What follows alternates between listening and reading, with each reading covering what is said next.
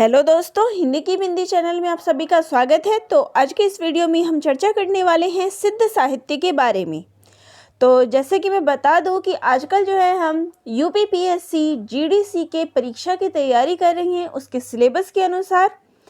तो इसमें मैंने आप सभी को हिंदी साहित्य इतिहास लेखन की परंपरा, काल विभाजन, आदिकाल आदि विषयों पर मैंने आप सभी को बता दिया है। उन वीडियोस का जो लिंक है वो डिस्क्रिप्शन बॉक्स में आप सभी को मिल जाएगा। आज हम सिद्ध साहित्य के ऊपर चर्चा करने वाले हैं। तो चलिए अपना वीडियो हम शुरू करते हैं। तो इससे पहले मैं आप सभी को बता दूं आदिकाल के बारे में। ये मैंने पिछले वीडियो में भी आप सभी को दिखाया था कि आदिकाल में जो है 3 तरह के साहित्यों के बारे में बताया गया है। तो उसमें जो सबसे पहला नाम आता है वो है धार्मिक साहित्य का। तो धार्मिक साहित्य के अंतर्गत 3 तरह के साहित्य आते हैं, सिद्ध साहित्य, नाथ साहित्य और जैन साहित्य। तो आज जो है हम सिद्ध साहित्य के बारे में पढ़ेंगे और इसके बाद जो है नाथ और जैन साहित्य के बारे में भी मैं आपको अगले वीडियो में बताऊंगी। तो आज का जो हमारा विषय है वो है सिद्ध साहित्य। तो एक एक करके हम सारे विषयों को जो है हम लेंगे। तो सिद्ध साहित्य हो गया, फिर रासो साहित्य के बारे में आप सभी को पढ़ाऊँगी और फिर लौकिक साहित्य के बारे में। तो सबसे पहला जो टॉपिक आता है वो है धार्मिक साहित्य, जिसके अंतर्गत आता है सिद्ध साहित्य। ये सब टॉपिक जो हमारा आदिकाल के विषय के अंतर्गत आता है। तो चलिए हम सबसे पहले सिद्ध साहित्य आज पढ़ते हैं। तो ये जो सिद्ध साहित्य है वो कहाँ से आया, जो आया वो कहाँ से आए थे सिद्ध। तो बौद्ध धर्म जो है वो सिद्ध जो है उनसे निकल के आया है, बौद्ध धर्म से। तो बौद्ध धर्म जो है आगे 2 भागों में विभाजित हो गया था। एक था हीनयान और दूसरा था महायान। तो बौद्ध धर्म जो है आगे चल के 2 भागों में विभाजित हो गया। और ये जो महायान था, महायान ही उसका आगे जो रूप बना वो हो गया वज्रयान और सहजयान। आगे ये 2 भागों में विभाजित हो गए। तो जो वज्रयानी थे वो सिद्ध कहलाए, उनको ही हम सिद्ध के नाम से जानते। तो ये आप देख लीजिए, ये जो ग्राफ के माध्यम से मैंने समझाया है उनको देख लीजिए कि जो बौद्ध धर्म था वहाँ से हीनयान और महायान आगे चल के निकले और महायान से वज्रयान और सहजयान निकला है और उसके बाद जो है सिद्ध जो है उससे आए हैं। तो सिद्धों द्वारा लिखा गया उपदेश संग्रह सिद्ध साहित्य कहलाया। तो जो सिद्धों ने जो साहित्य दिया, उपदेश दिया, उसको सिद्ध साहित्य कहा गया और वही हम पढ़ने वाले हैं। यह साहित्य बौद्ध धर्म के वज्रयान शाखा द्वारा प्रचार हेतु रचा गया। तो ये प्रचार के लिए बौद्ध से ही निकला गया है। तांत्रिक क्रियाओं में सिद्धि व आस्था के कारण सिद्ध कहा गया। तो इनको सिद्ध क्यों कहा गया? क्योंकि इनकी आस्था जो थी वो तांत्रिक क्रियाओं और सिद्धि में थी। ये तांत्रिक वगैरह ये चीज़ें करते थे, इस कारण इनको सिद्ध कहा जाता था। इनकी संख्या जो है वो है 84। तो सिद्धों की संख्या जो है 84 मानी गई है। और ये किसने माना है? राहुल सांकृत्यायन ने। तो राहुल सांकृत्यायन के अनुसार सिद्धों की संख्या 84 है। तो ये बहुत ही महत्वपूर्ण बिंदु है। इसके अलावा जो बात आती है कि जो सिद्ध साहित्य है उसमें 3 महिला संतों का भी उल्लेख देखने को मिलता है। तो जो सिद्ध साहित्य है उसमें महिलाएं भी शामिल थी। तो परीक्षा में ये क्वेश्चन भी आता है कि उसमें 3 महिला संत कौन सी थी। तो पहला है मणिभद्रपा, दूसरा है लक्ष्मी खरा और तीसरा है कनकलता। तो इन तीनों के नाम देख लीजिए, परीक्षा में अधिकतर जो है वो पूछे जाते हैं। तो जो सिद्ध धर्म है तो इन तीनों का नाम जो है आप देख लीजिए, क्योंकि इनमें बस इसमें नाम में पा लगा है, बाकी किसी के भी नाम में पा नहीं लगा हुआ है। बाकी जितने भी सिद्ध हैं जैसे कि सरहप्पा, शबरपा, लुइपा, इन सब में जो है पा लगता है। तो सिद्ध साहित्य में आप सिद्धों की पहचान कैसे करेंगे? इनके नाम के पीछे जो है पा लगता है। केवल जो ये स्त्री जो संत थे उनके नाम में नहीं है, बाकी सबके नाम के पीछे पा लगता है। ये इनकी पहचान है। इनकी भाषा को जो है संध्या भाषा या फिर संध्या भाषा मानी गई है। सिद्धों का जो समय था वो 8वीं से 13वीं शती मानी गई है। देखिए, मैं हमेशा आप सभी को जो है पॉइंट में ही जो है समझाने का प्रयास करती हूँ। इसका कारण ये भी है कि देखिए विस्तार पूर्वक तो आपको बुक्स में भी मिल जाते हैं, तो आप कहीं से भी पढ़ सकते हैं, लेकिन जो इसके महत्वपूर्ण बिंदु है वही छाट के, जो कि इसका एक एक पॉइंट देखिए सारे महत्वपूर्ण हैं, तो मैंने केवल उन्हीं बिंदुओं को यहाँ लिया है। तो जो सिद्धों का केंद्र है वो कहाँ है, तो सिद्धों का केंद्र जो है वो श्रीशैल पर्वत है। तो इसके एक एक पॉइंट में जो है आपका एक प्रश्न बन सकता है। सिद्धों का क्षेत्र जो है वो बंगाल, बिहार, उड़ीसा, नेपाल और तिब्बत के आसपास का था।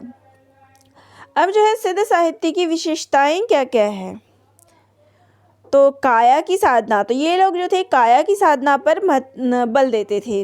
अंतर्मुखी साधना, इसके साथ ही जो है अंतर्मुखी यानी ध्यान लगाना, उस पर ये बल देते थे। लेकिन कॉमन क्या है, सतगुरु की महिमा। आपने जितने भी भक्ति कालीन में पढ़े हैं उन सब में क्या है, सतगुरु की महिमा। तो सिद्ध साहित्य में भी यही देखने को मिलता है, ये लोग अपने सतगुरु जो इनके होते थे उनकी महिमा का गुणगान होता था। वर्णाश्रम व्यवस्था का विरोध, तो सिद्ध साहित्य में क्या था, वर्णाश्रम व्यवस्था का विद्रोह, यानी ये जो है वर्ण व्यवस्था, लोग जो मतलब जंगल में चले जाते हैं ये उनका विद्रोह करते थे। ज्ञान की उपेक्षा, तो ये ज्ञान की उपेक्षा करते थे। सामाजिक खंडन मंडन की प्रवृत्ति, तो समाज में जितने अंधविश्वास से संबंधित चीज़ें थी उन बातों का ये खंडन मंडन करते थे।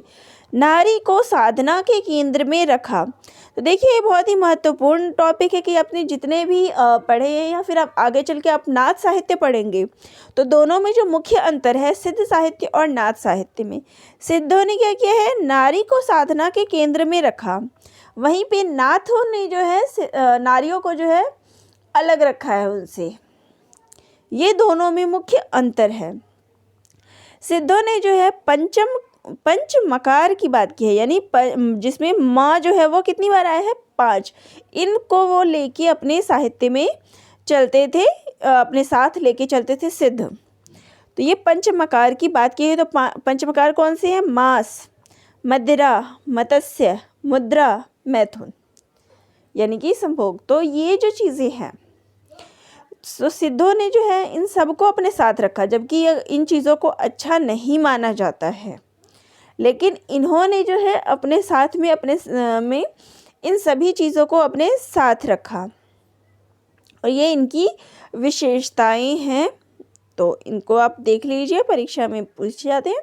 अब बात करते हैं प्रमुख कवियों की। तो सिद्धों में कौन कौन से कवि प्रमुख थे, तो सबसे पहला नाम जो इसमें आता है वो है सरहपा का, और सरहपा को जो है अन्य नाम भी दिए गए हैं, वो है सरहपाद, सरोजवज्र और राहुल भद्र। तो ये अन्य नाम भी पूछे जाते हैं परीक्षा में कि सरहपा के अन्य नाम क्या हैं, तो इनको देख लीजिए। और सरहपा का जो समय था वो था 759 ईस्वी। इनको जो है प्रथम सिद्ध कवि कहा गया है। किन्होंने कहा है, राहुल सांकृत्यायन ने जो है इनको प्रथम सिद्ध कवि माना है, और इन्हीं को जो है सहजयान शाखा के प्रवर्तक जो है माना गया है। वैसे तो जितने भी सिद्ध थे वो वज्रयानी शाखा के थे, लेकिन जो सरहपा थे माना है कि जो सहजयान है वो सरहपा के ही द्वारा बनाया गया है, उनको ही इसका प्रवर्तक माना गया है। और 84 सिद्धों में जो प्रथम सिद्ध है वो सरहपा को माना गया है, और दोहा चौपाई शैली का सर्वप्रथम प्रयोगकर्ता भी इन्हीं को माना गया है। वैसे तो दोहा चौपाई शैली जो हमें रामचरितमानस में इसका वर्णन जो है अधिक मिलता है, लेकिन इसके प्रथम प्रयोगकर्ता के रूप में हम सरहपा को ही जानते हैं। अब इनकी रचनाएं कौन कौन सी है, तो इनकी रचनाएं हैं दोहा कोश, चर्या गीत, काया कोश और सरहपाद गीतिका, ये इनकी रचनाएं हैं। अगले हैं सबरपा, जिनका समय है 780 ईस्वी। ये जो थे वो सरहपा के शिष्य थे। इनकी रचना जो है वो है चर्यापद। तो अब ये दोनों चीज़ें देख लीजिए क्या डिफरेंस है। जो सरहपा है उनकी रचना है चर्या गीत, इन्होंने गीत लिखे, सरहपा ने गीत गाए, एक तरह से आप इस तरीके से भी कह सकते हैं। और जो वो गीत गा रहे थे, आपको मैं याद करने के लिए ट्रिक ही दे देती हूँ कि सरहपा ने गीत गाया और पद, चर्या पद, तो और वो उनके कदमों पे चले, उनके गीतों के पीछे पद चलना हो गया पैरों से, तो चर्या पद। सबरपा उनके शिष्य थे तो उनके पीछे पीछे वो चले। लुइपा शबरपा के शिष्य थे, तो ये उनके शिष्य थे, और इनको जो है सबसे प्रसिद्ध सिद्ध माना गया है और 84 सिद्धों में जो है इनको सबसे ऊंचा स्थान दिया गया है।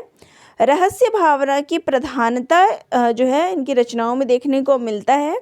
इनकी रचनाएं हैं लुईपाद गीतिका, इनके नाम से ही संबंधित है। अगले जो सिद्ध है वो है डोम्भिपा, इनका समय है 840 ईस्वी। ये जो है विरूपा के शिष्य थे। इनकी रचनाएं हैं डोम्बी गीतिका, योगचर्या और अक्षरोद्वीकोपदेश।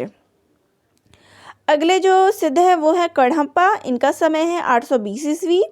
ये जो थे वो जालंधर पा के शिष्य थे।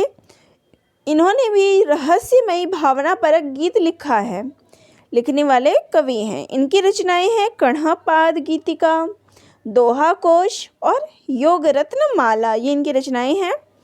अगले जो सिद्ध है वो है कुकरिपा, ये जो है चरपटिया के शिष्य हैं।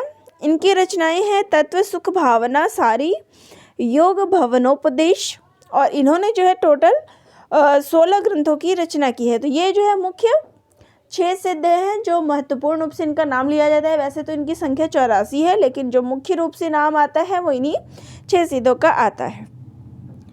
अब यहाँ पे जो है सिद्ध और कवि और उनके गुरुओं के नाम दिए गए हैं, वो उनको आप देख लीजिए। तो ये रहे कवि और ये रहे उनके गुरु। तो शबरपा, इनके गुरु थे सरपा। लुईपा, इनके गुरु हैं शबरपा। डोम्भिपा, इनके गुरु हैं विरूपा। कढ़प्पा, इनके गुरु हैं जालंधरपा। कुकरिपा, इनके गुरु हैं चरपटिया। तो ये महत्वपूर्ण है, नाम पूछ सकते हैं किसी भी परीक्षा में। और सिद्धों की जो रचनाओं का संग्रह है वो किसने किया है? हरप्रसाद शास्त्री ने बौद्धगान और दोहा नाम से इनकी रचनाओं का संग्रह किया है, उनका संकलित किया है हरप्रसाद शास्त्री ने। तो ये थी सिद्धों के बारे में महत्वपूर्ण बातें, जितनी भी थी मैंने आप सभी को इस वीडियो के माध्यम से समझाने का प्रयास किया है कि सिद्ध साहित्य कहाँ से आया है, सिद्ध साहित्य के अंतर्गत कौन कौन से कवि आते हैं, उनके महत्वपूर्ण नाम दे दिए हैं आप सभी को। तो अगर आपको फिर भी वीडियो में कोई समस्या हो, किसी भी विषय पर आप चाहते हैं कि वीडियो बनाया जाए, तो कमेंट करके ज़रूर बताइएगा। और चैनल पे नए हैं तो चैनल को ज़रूर सब्सक्राइब करिएगा। तो दोस्तों, आप सभी का बहुत बहुत धन्यवाद।